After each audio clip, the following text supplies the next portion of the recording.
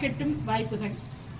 பொதுவாகவே நீல நிறத்திற்கு என்று நிறைந்த சிறப்புகள் உண்டு. வானம் நீல நிறம், கடல் நீல நிறம், கண்ணனின் காக்கும் கடவுளான கண்ணனின் மேனி கடல் நீலம், அவன் கண்கள் இரண்டும் வான் நீலம். கடலும் வானும் அருளே என்பதை காட்டும் குருவாயூர் கோலம் என்று கண்ணதாசன் நீல நிறத்தையும் நீலவண்ண கண்ணனையும் நெகிழ்ந்து பாடியிருப்பார். இன்னொரு காதல் பாடலில் கண்களில் நீலம் படைத்தவளோ அதை கடலில் கொண்டு கரைத்தவளோ என்று கடல் நீல நிறமாக இருப்பதற்கு பெண்கள் கடலில் தங்களுடைய கண்ணின் நீலத்தை கரைத்ததால் தான் என்று கூட ஆச்சரியமாக பாடியிருப்பார். நீல நிற மேகமெல்லாம் நீயே கண்ணா, நீலமலர் சோலையெல்லாம் நீயே கண்ணா என்று பக்தர்கள் நீல நிறத்தில் எல்லாம் கண்ணனை கண்டு நெகிழ்கிறார்கள்.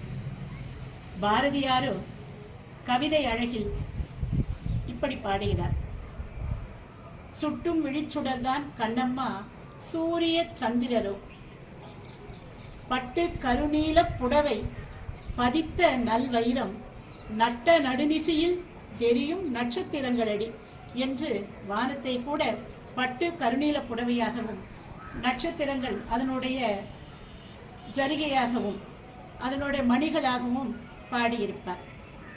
ஏன் நிறைய எல்லா பொருள்களிலும் நீல நிறம் சட்டென்று தெரிகிறது என்றால் அது குறைந்த அலைநீளம் கொண்டதாக இருக்கிறது. எனவேதான் நீளம் குறைந்த நீல நிறம் எங்கும் நிறைந்திருக்கிறது. சிவப்பு பொண்ணுக்கு கட்டிப்பாறு நீலத்து பட்டு அதில் சித்திரம் போலே தெரியும் சிங்கார சிட்டு என்று பெண்களுக்கு நீல நிறம் ஒரு அழகை தனிச்சிறப்பை அளிக்கிறது என்று கவியரசர் கண்ணதாசன் பாடியிருக்கிறார். அழகான நீல நிறத்திற்கு MS ப்ளூ என்று அழைத்து நாம் MS சுப்புலட்சுமி அம்மையாரையும் நினைவு கூர்கிறோம். எனவே நீல நிறம் நிறைந்த நிறம். நீல நிறத்தையும் நிறைவாக போற்றி மன நிறைவை பெறுவோம். வாழ்க வையகம், வாழ்க வளத்துடன்.